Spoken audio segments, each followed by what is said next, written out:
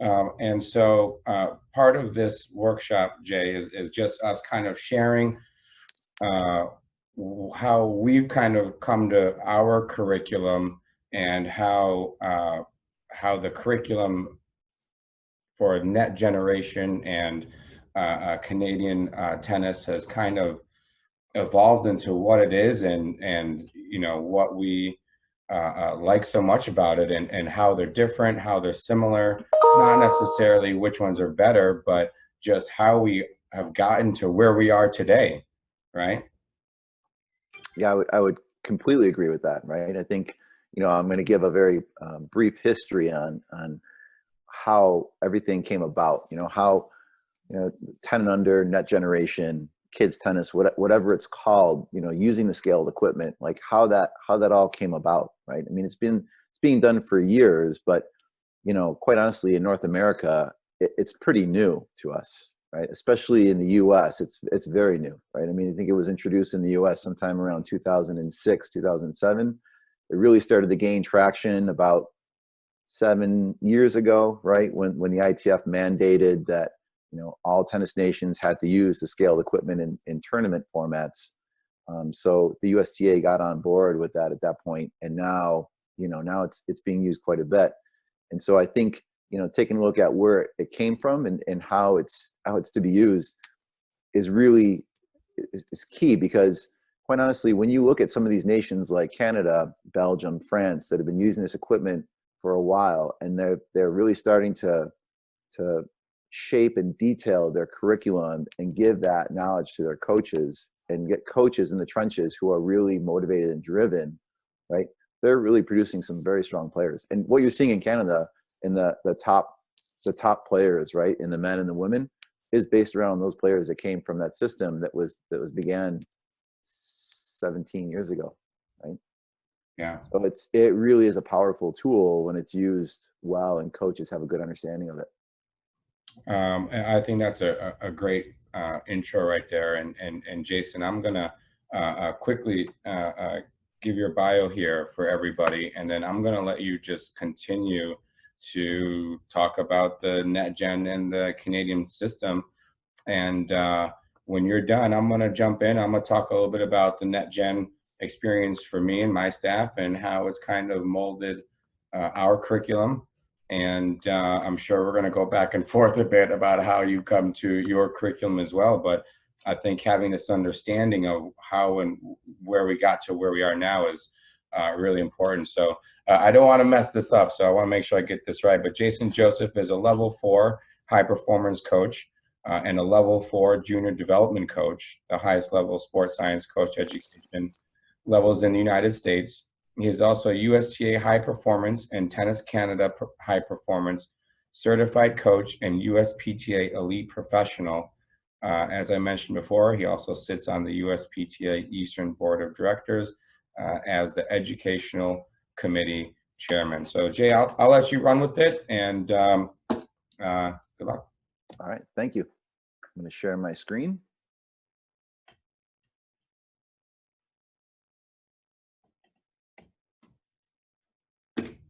Okay. So, as I was saying before, we haven't had red, orange, green courts forever, right? Those have come about recently in the United States, probably in the last 7 to 8 years. It's been in Canada for about 16, 17 years. And it's been in other countries for 30 years, right? Places like France, Belgium, Switzerland, they've been using modified courts, modified equipment for over 30 years, right? So just a little history on that, right? Where did that all come from, right? Why did scale equipment come into play, right? Because quite honestly, I think everybody on this webinar right now probably started with, right, adult-sized equipment, adult-sized rackets, yellow balls, full-size court, right? Some of us maybe even wooden rackets. So the idea of the smaller court dimensions and the modified equipment comes from the notion that kids want to play the game of tennis, right? People want to play the game of tennis, right? In every sport that kids do, right, they want to play.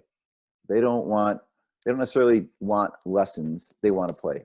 In soccer, kids want to play, right? In basketball, kids want to play. In every sport, kids want to play. We don't have people walking into our club saying, boy, I can't wait to stand in lines and drill today. Right? We don't have people that say, God, I can't wait to go out and make a perfect follow through. They walk through our doors because they want to play a sport. They want to play a game, right? So we need to be able to understand that. When people walk through our doors, they want to be able to play. And the whole idea of us instructing a sport is based on the idea of playing the sport, right? When kids come in, they want to play. When kids come in, they want to play, right? And adults too.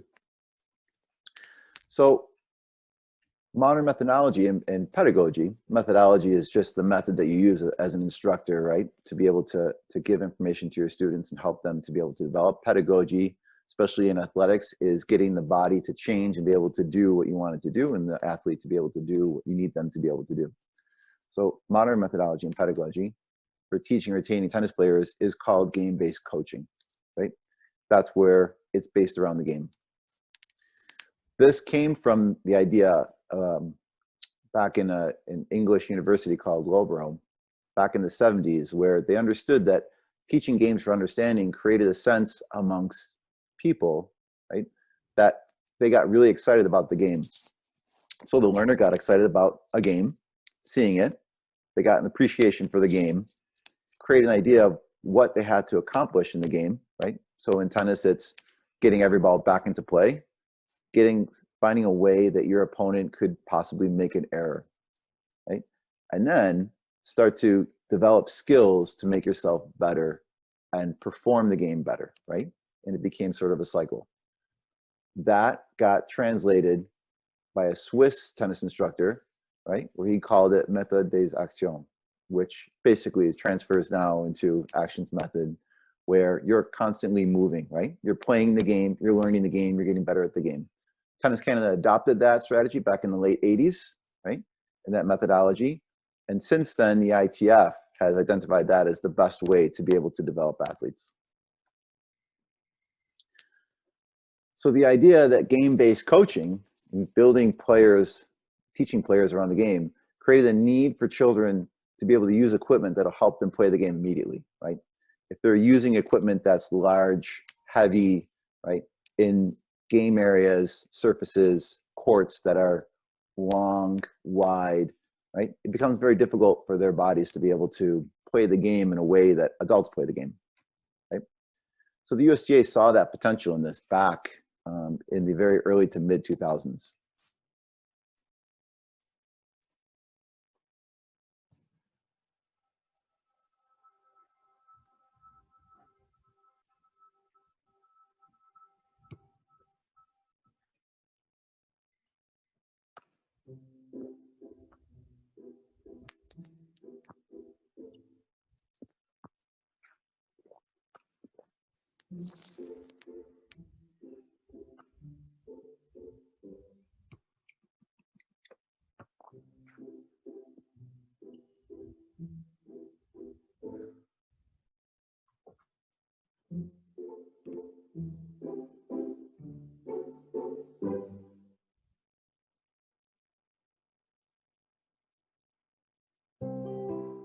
Change is coming to tennis, and kids are leading the way.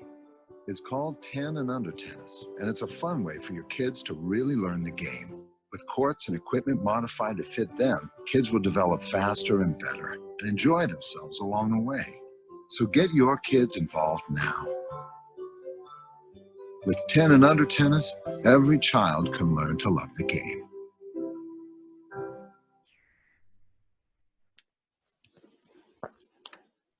So kind of an older marketing thing that the USGA used, but you could see, right? I mean, they proved the point that kids need equipment that will allow them to be able to play the game effectively and learn it fast.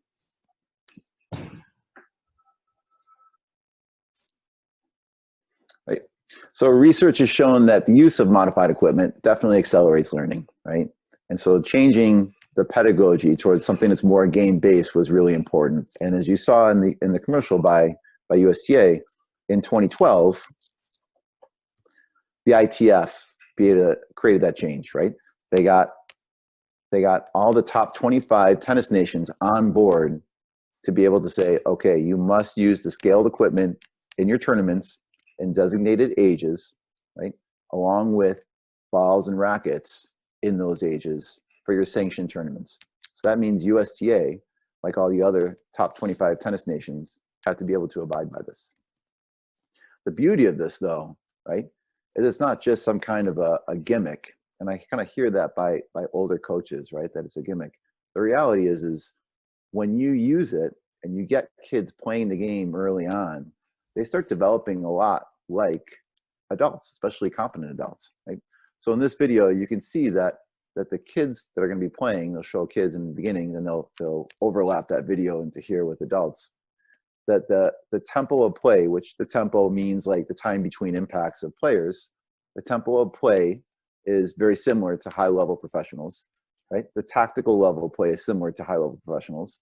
And of course, then the physical and tactical needs and skills have to be, right, very similar to those that are created by adults.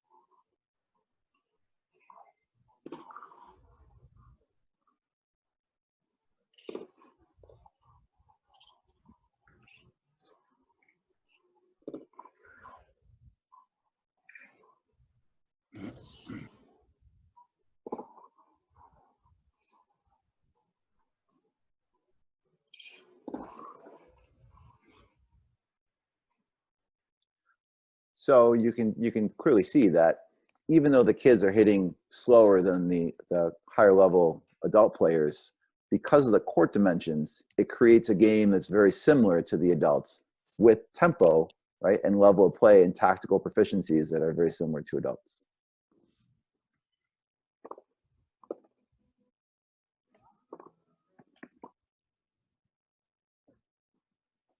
Right?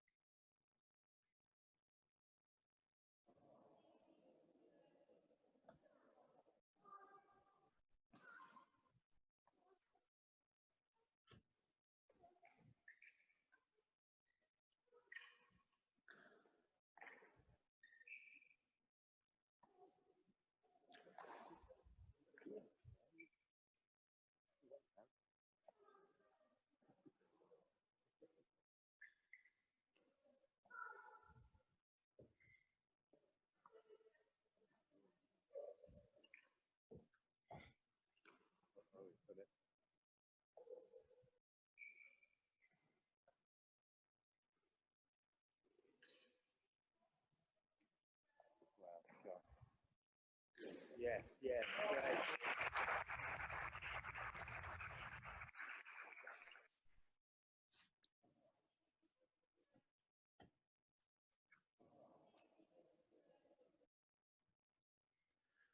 So, you know, you see a lot of good point play, right, and good athletes, but the question is, you know, how do you really use the equipment? Especially if you're kind of coming from a background of feeding balls or having balls fed to you when you were young with adult-sized equipment. So, you know, there's curriculum that's available, and the national governing bodies offer this information, right? Both Tennis Canada and the USTA have curriculum that's open to the public for anyone to use, right? People in Canada don't necessarily have to be part of Tennis Canada's certification organization to be able to access it. It's open to anyone, right? Some of the other things on their coaching website is not accessible if you're not part of their certified professionals list. But their kids tennis is available, right? The USTA NetGen also offers, right, curriculum development.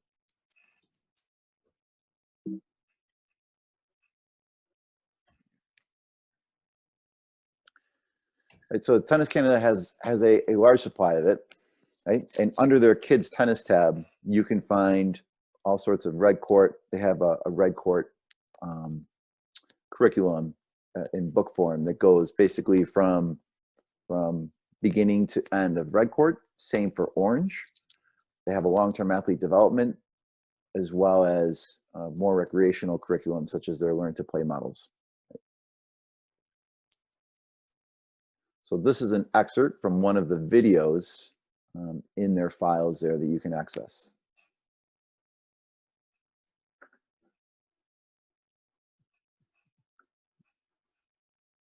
I'm gonna actually accelerate to here. Moves with stability towards the intended target. So I'm going to show you an example here of developing a technical fundamental called hitting zone, which USGA calls extension. So I'm going to show you with this, and then a few other Canadian videos that show a very similar technical fundamental. Towards the intended target. For better control of direction, players should extend the racket face toward the target for a longer distance. This provides a margin of safety, so the ball can be contacted anywhere in the zone and still go in the intended direction. They should feel the face of the strings moving towards their intended target. Players should use a laid-back wrist to stabilize their racket face through the impact.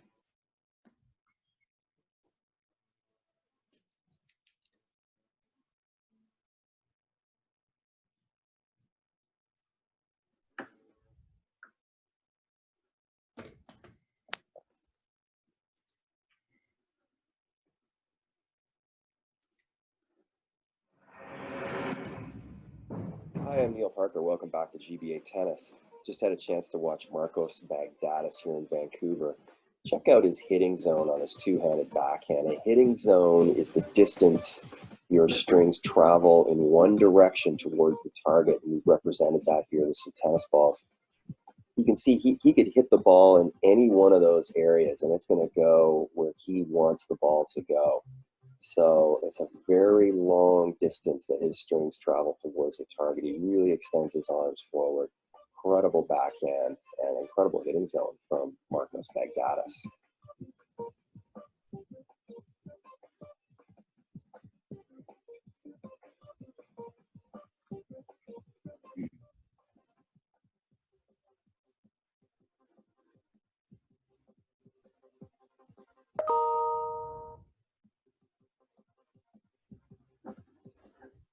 All right, in contrast, we see another player here. You can see the arm still very close to the body. It's a circular path, so the strings are not going out towards the target as long as they should be.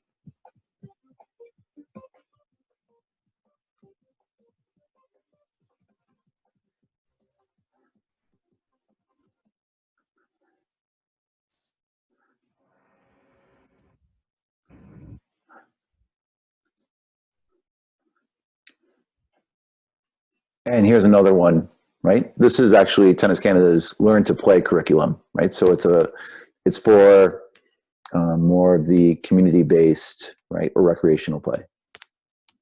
Although you can see in the content that each activity emphasizes particular teaching points, any fundamental teaching point could be developed in any particular activity. In this video, you will see 3 different ways to use the activities to develop the fundamentals. The first way is to pick up a specific activity and use it to develop all the 5 fundamentals. I'm actually going to go right to the fundamental we're looking at. Ensuring that the strings of the racket are facing the target before, during, and after the impact.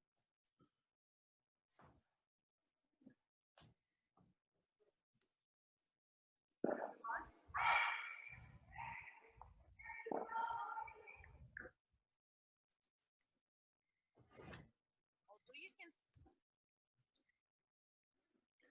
So USTA also has curriculum.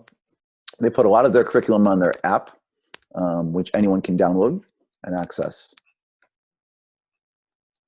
So they also have technical fundamentals. They have tactical understanding of the game. They also have different games that kids can play on court, right, to help develop things. USTA also endorses other pedagogical methods, right? So USPTA has on court with USPTA, and Craig Jones, who's now working with USTA, has done a number of videos. Here's an example of one. There are 6 different specifications for play on the 36-foot court. Let's start first with age. Anyone can play and learn on the 36-foot court, but the competition is limited to kids ages 8 and under. Let me see your racket. This is not good at this. Can you roll it to me, Alex? Watch. This does not mean you're good at this. Go ahead, Alex. Keep going. I'm really bored. The first step is to teach kids to roll, toss, and catch with each other. All right, now go back to your right hand when you toss. Use your right hand. There you go. Good. That's a great toss. Keep it in front of you the whole time, Jack. You don't wave it behind you. Keep it in front the whole time. Asking questions is an important step towards developing independence and self-reliance. So who do you think is going to be in trouble on the short ball? The king of the court is going to be in trouble. Keep the questions simple and allow different kids to answer.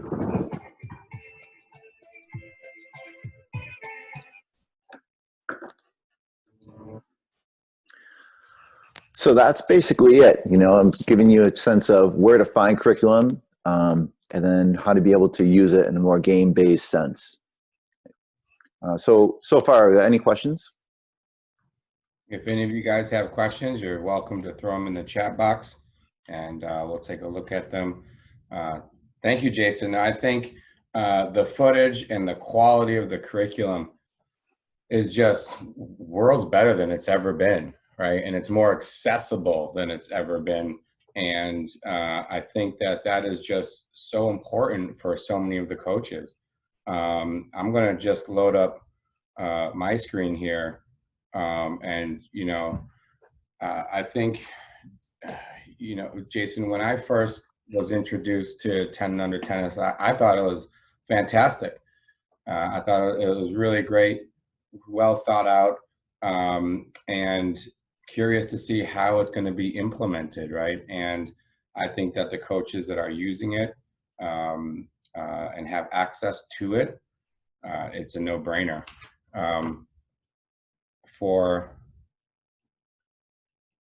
For me, looking at net generation in the curriculum, I think it's an incredible standard for the industry. I think the videos are extremely high quality. The production of it is really good. Like I just mentioned, the curriculum is really well thought out. It keeps the kids' attention, keeps them active, and it allows for them to have great success. You showed some of the Canadian videos, Jay. I'm gonna show a couple of the NetGen videos that we probably have seen, but I just want you guys from a production standpoint, and if you were to get your staff to do this, this is pretty easy stuff to be able to follow.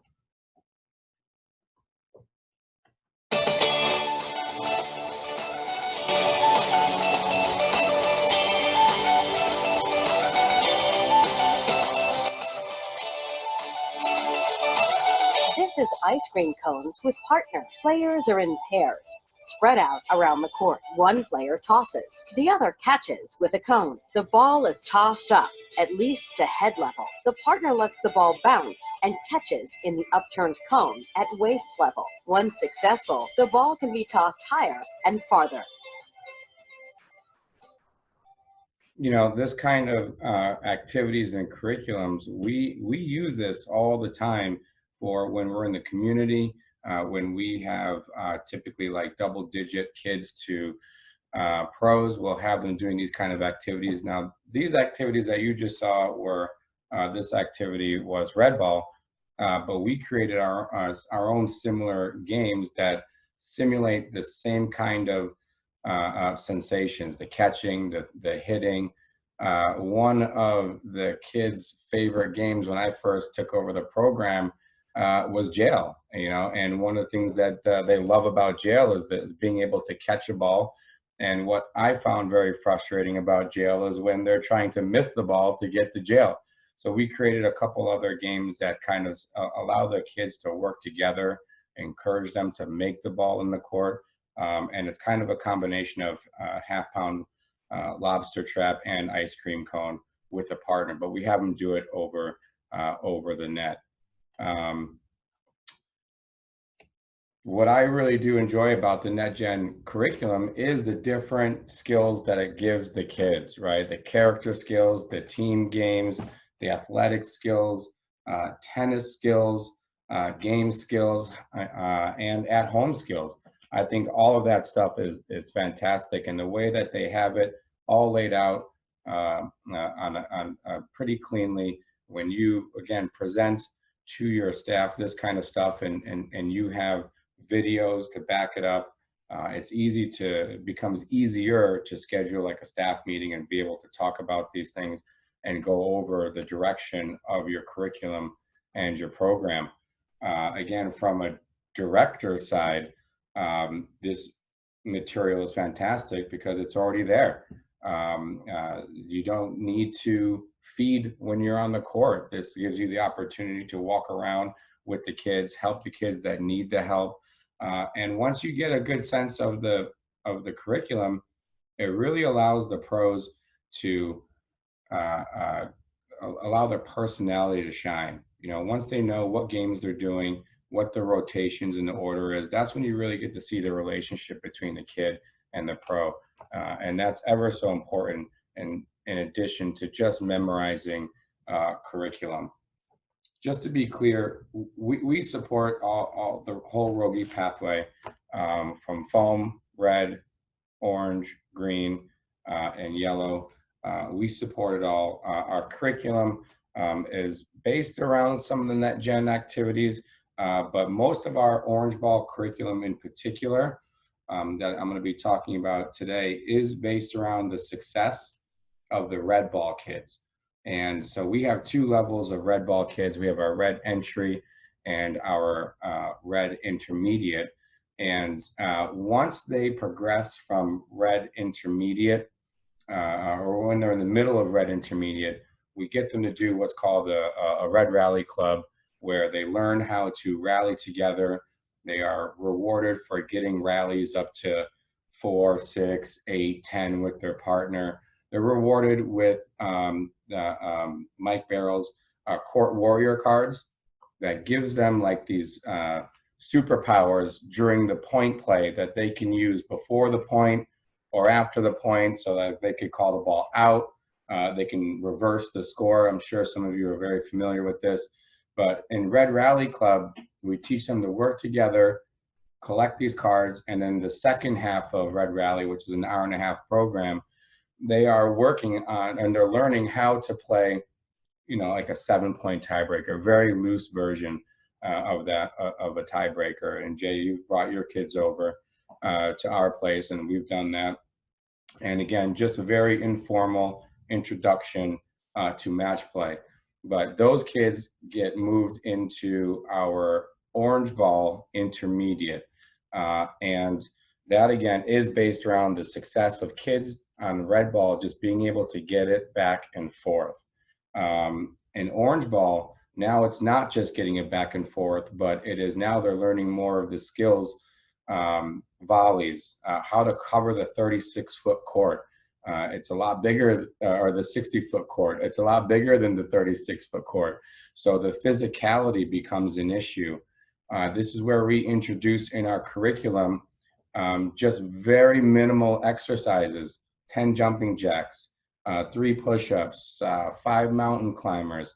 The purpose isn't for punishment. The purpose is to expose the kids to different exercises that they are going to need to be able to do to help them perform better. In our Orange Ball Intermediate, they're learning how to hit volleys and overheads. We do not stress grips at this point. These Orange Ball kids are the ones that in our program, again, have had the success of Red Ball. They're just starting to figure things out on the court. And if particular kids are showing more drive where they want to win more, they want to do better, that's where we start introducing more of the technique.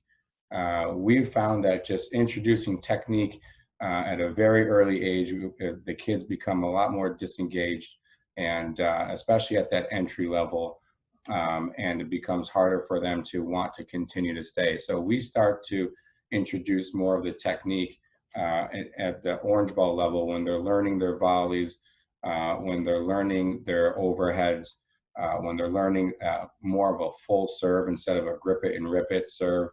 They're learning about serve returns, and then we also do doubles. We feel like it's important for these younger kids to be able to create that team bond and to be able to learn how to share on the court and off the court. But those are some important parts of our curriculum and how we deliver our curriculum. Typically for our Orange Ball entry level class, they are 1 hour and they're 4 weeks long, because we're not sure, and they're not sure, most of these kids, if tennis is right for them. So we don't lock them into more than 4 weeks for the entry level kids. We do in an average class about 10 minutes of some racket skills, and we try to get them to do some mini tennis, because eventually we want them to progress into that intermediate class where they are going to be doing mini tennis. But they do about 10 minutes of some self-feeding and some skills acquisition where they're learning how to control the strings, where they're playing the racket, again, for the entry-level kids. And then we do some partner activity games where they're trying to hit it softer to each other so that they can either catch the ball or bump the ball back. And we usually go up to a very low number rallies. So again, they have that success. And then about 30 minutes is gameplay. In our program, we do a lot of champ of the court. We think that playing games and being able to apply and trying to apply what they're working on is really critical. But we do spend about 30 minutes at the entry level playing some games. And this is where the kids are going to be able to either make it or break it. They're either going to be able to figure out how to get the ball in play, or again, because we don't do a lot of pro feeding for Orange entry, this is when the pro is able to spend a little more time with that kid who is struggling. For our Orange Ball Intermediate, these are typically an hour and a half, and these are the kids, again, who are invested. They've had success at Red Ball. They've been coming to our program for quite a bit now. And these kids are an hour and a half program, 8 weeks long. First 15 minutes is typically some types of mini tennis progressions where they're working together, again, low numbers, doing some exercises in between rounds, rotating partners around so that, again, they get that sense of partnership.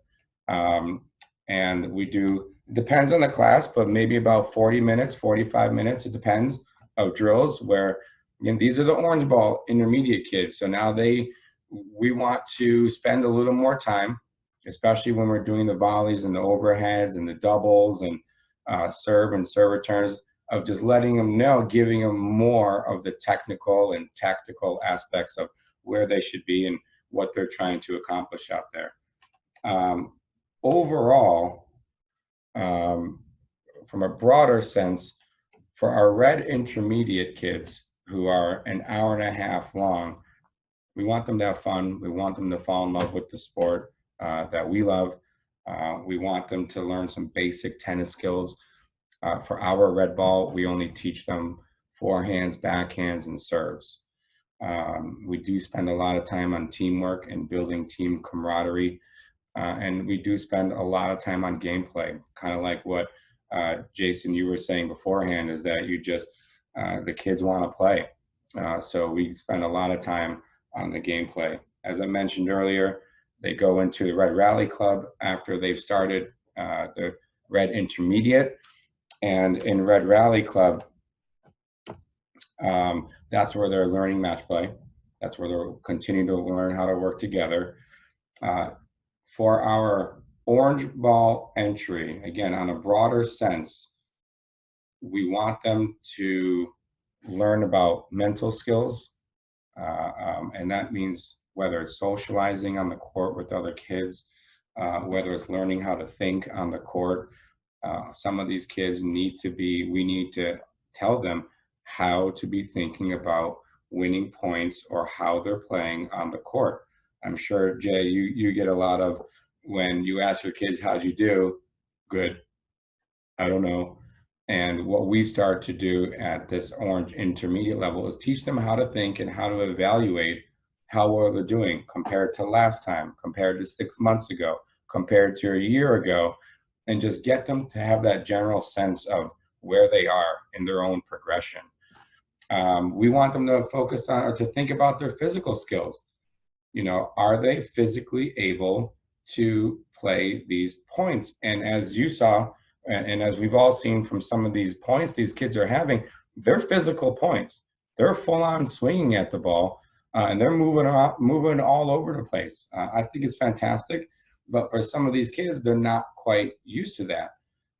We also, and I briefly talked about the technical skills, but for our technical skills, we try to keep it pretty simple with our kids, especially for the red and the orange entry. But a lot of it is just making sure the strings are pointing where they want the ball to go, similar to the videos you were showing, and finishing their follow-throughs.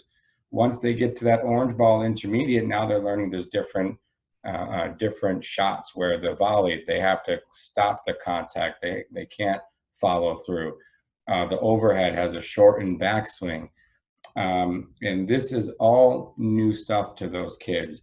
And last but not least is the technical aspect, getting the kids to think about where they're hitting the ball, how often they're hitting the ball. I'm a big believer in the entry-level players focusing on consistency, getting that ball in play. Doesn't matter how fast, where it goes, just getting it in play and actually playing the sport. At the intermediate level, typically that's where it turns up a notch, and now they're working on their accuracy, hitting the ball where they want it to go.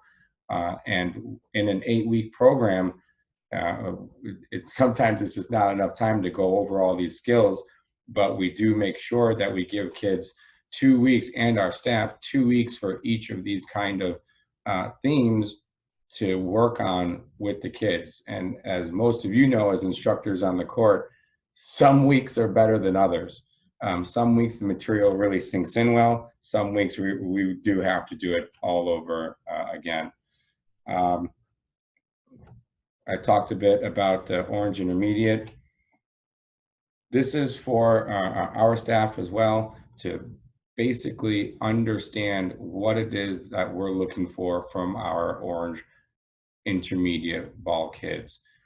And this is, again, the mental, physical, technical, and tactical things that we're looking for from our kids, and that we're trying to teach them so that when they leave orange ball and go into green, now they're better prepared. I brought a few videos of our kids, and again, this is our Orange Intermediate class. Again, as an intermediate class, we're still working on quite a lot of things, but these kids aren't entry level. Half of these kids are starting to do or have started to play orange ball tournaments. One of them is just about to switch to I think he just got enough points to go to level 1, even though they're going to be changing all the levels starting next month. But I have a few different situational games here. We got some running forehand champ, running backhand, and you can see the kids. I'll let you guys see.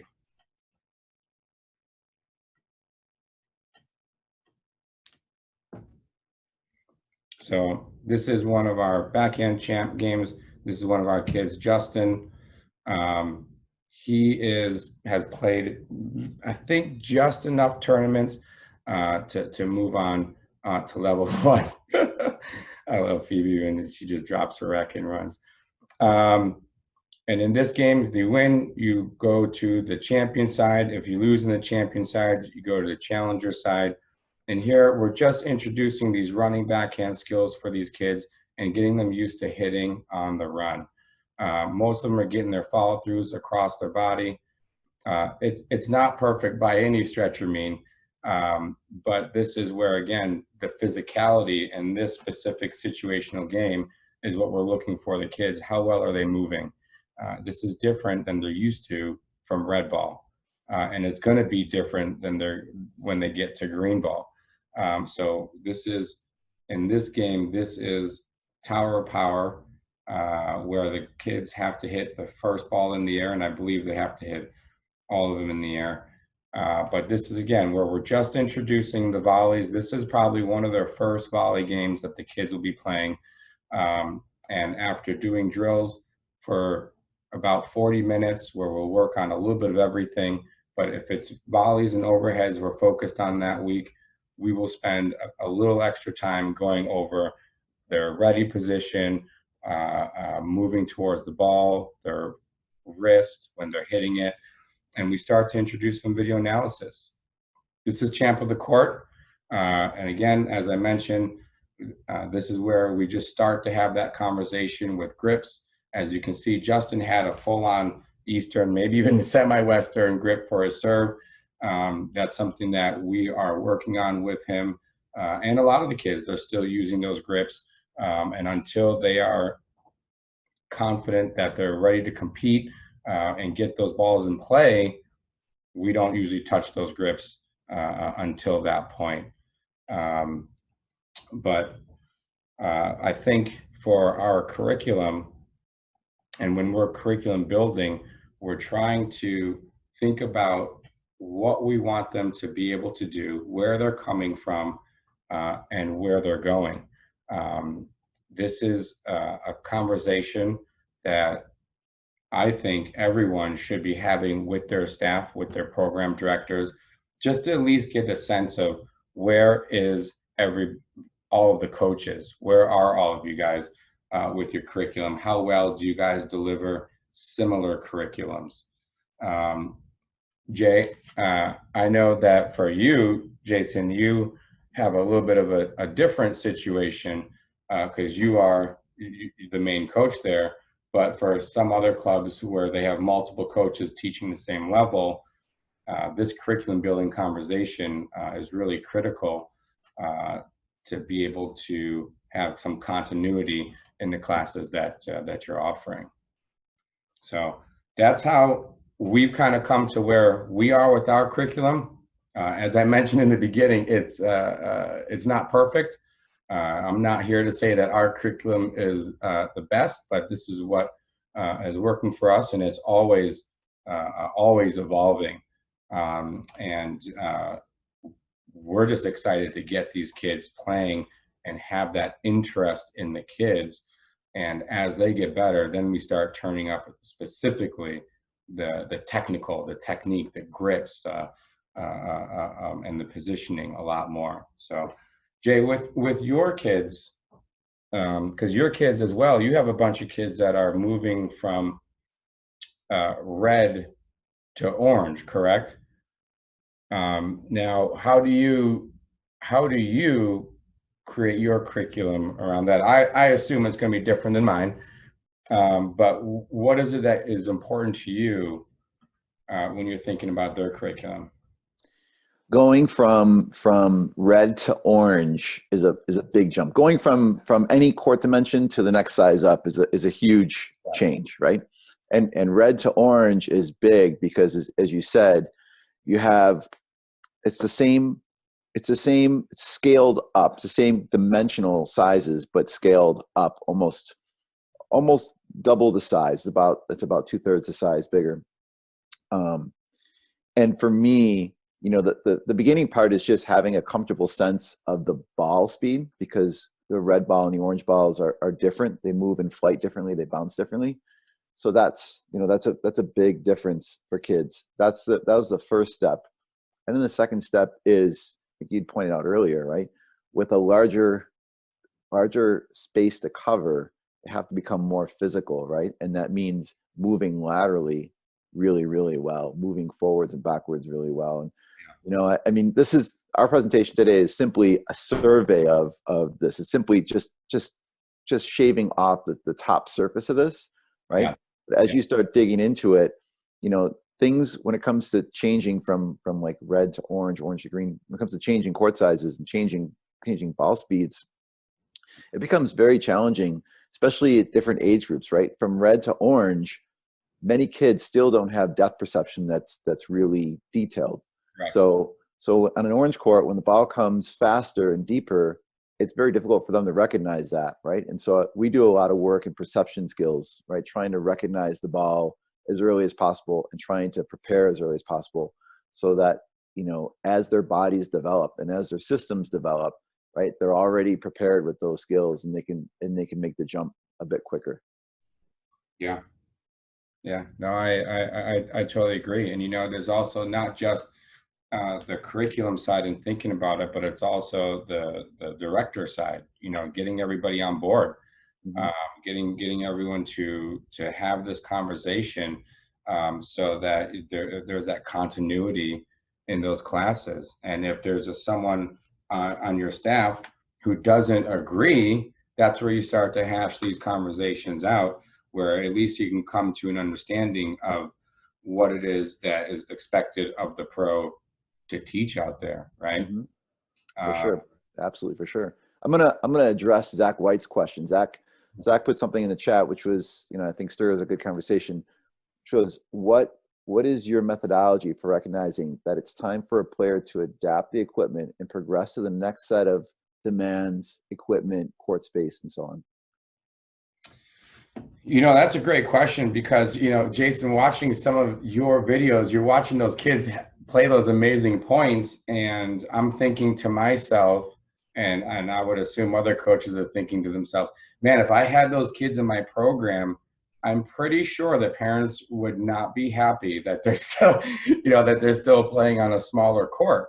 And that's, Zach, that's a really good question. And for us in our program, when kids are ready to move up, you know, a lot of that is based on how many tournaments they're doing. Our program is heading in a direction where you got to be playing USTA red ball or orange ball tournaments, you know, to essentially show us and yourself that you are able to apply what you're learning. And we give kids a hard time if they're not competing and they want to move up, because there's no real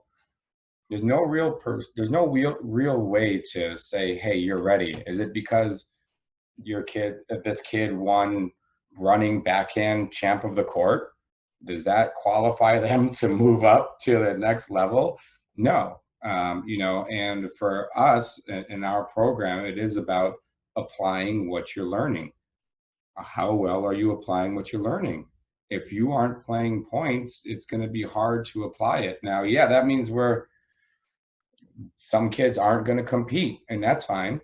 But they're the ones who also mentally and physically they're not putting out as much effort as the ones that are, and do see the kids that, you know, Jason, you bring to Rochester, or the kids that come from Syracuse as well.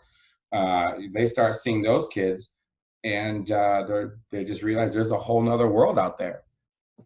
So Jay, how do you address that? Yeah, that's I think you have a really good foundation for that. You know, for me, I think I think the equipment, the court size, those are a little bit different. So, you know, you see the players I bring to you, they use small rackets, right? Smaller than most kids that are in the tournament. I have a big belief that the racket you use cannot be too small, right? But it could be too big. And with the right size racket, if the racket is small, right, kids can accelerate up on their serve and have a high impact. They can come in and volley and open up their hand and volley and not feel like they're going to lose wrist stability and racket angle stability, right? They feel like they can have good rotation with their body and accelerate on ground strokes. And so for me, it's the harder when it comes to racket size. It's the things like serve, height, impact, volleys. Are they competent with volleys, right, as they're playing points? And then also the ability to be moved laterally and be able to create racket speed, right? Have dynamic balance and create racket speed. And when I can see those sorts of things, and I'm like, all right, let's start moving up to the next size racket. When it comes to court dimension, that's a more difficult one. You know, that for me is more based on age and height of children, right? Because you nailed it, right? When kids move to an orange court, there's more space, right? Yeah. They got to be able to cover that more space. They got to be more physical, and then so on, going from orange to green as well. And so for me, it's more the physicality of it, right? Have they grown enough where they can start to cover the court with their legs? Are they physical enough to be able to move and cover the court?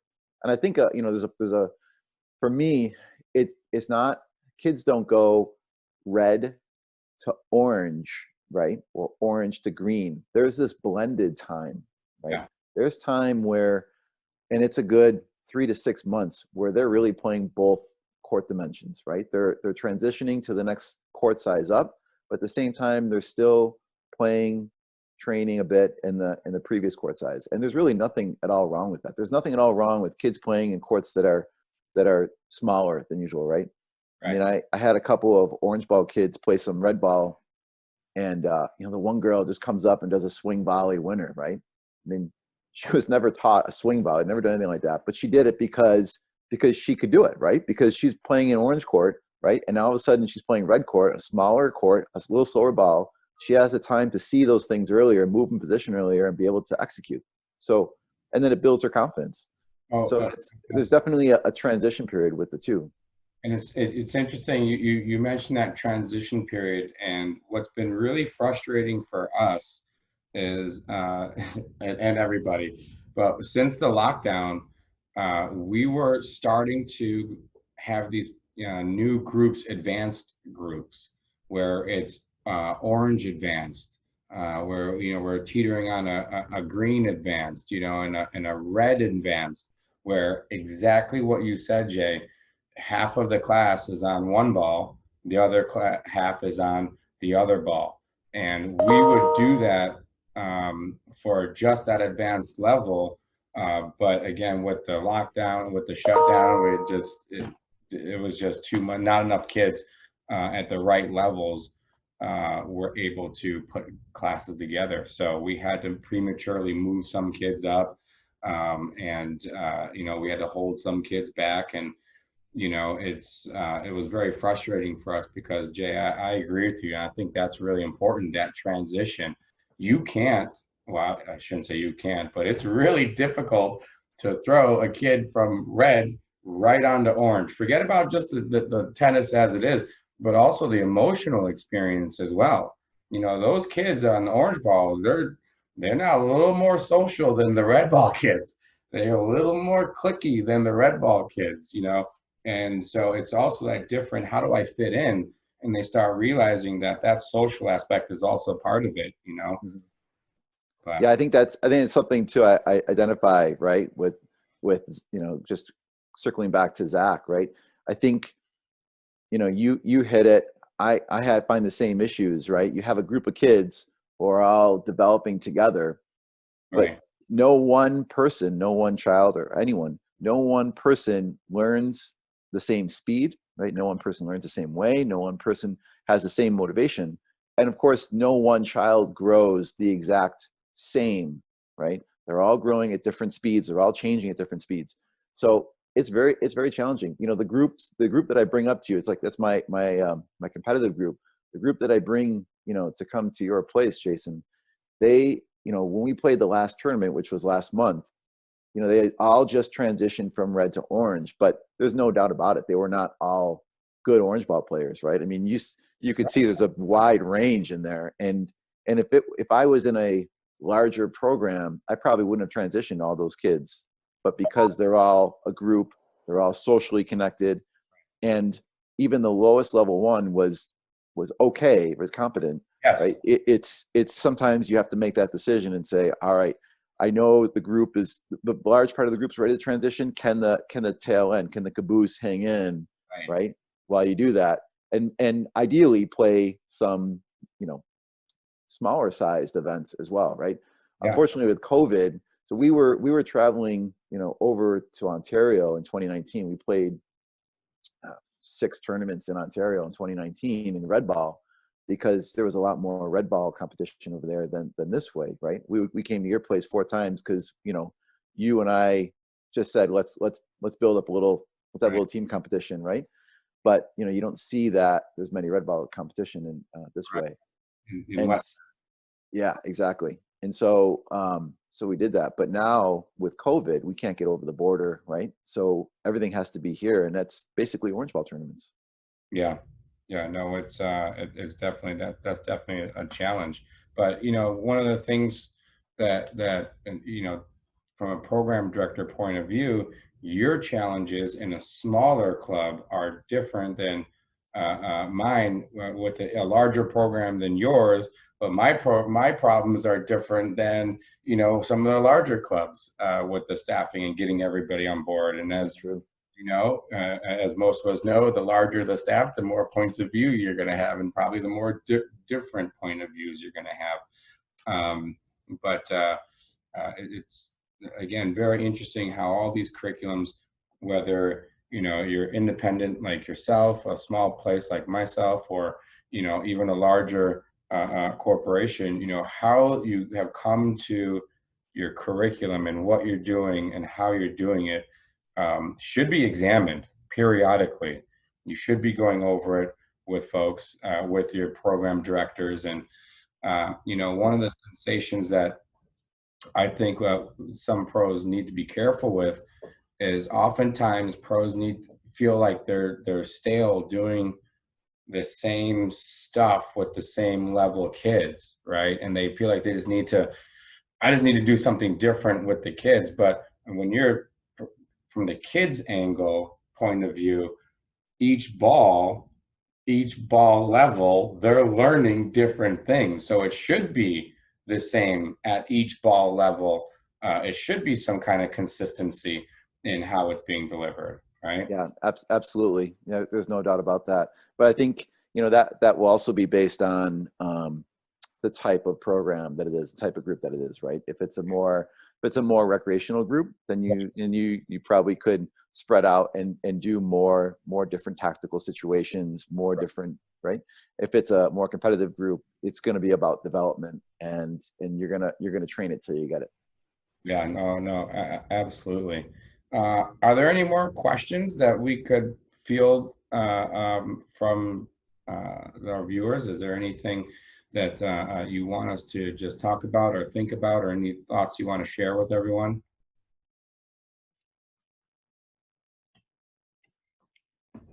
If not, then our emails are up here on the screen. If you have any follow-up questions for Jason or myself, please feel free to reach out to us. We hope that this has been useful for you. Jason and I always enjoy having these conversations, and we hope that these are conversations that you will have with your staff and with your program directors. So thank you everyone for your time. Happy holidays, and be safe, everyone. Thanks, guys. Thank you.